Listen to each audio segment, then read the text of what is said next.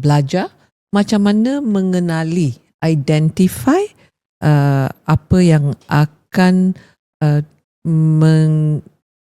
what's the word? Cause to prevent membawa Cause or escalate? I think both. Both. You Okay. need to identify, you need to be aware. The antecedent. Antecedent, Lagi itu dia. antecedent pula tu. Yeah. What if you like is the cause, the underlying reason. Yeah. Kami kena sedar, mengenali what is the cause.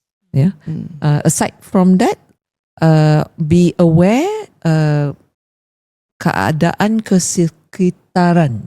Yes. Sama ada we talk about the sensory issues tu. Yeah.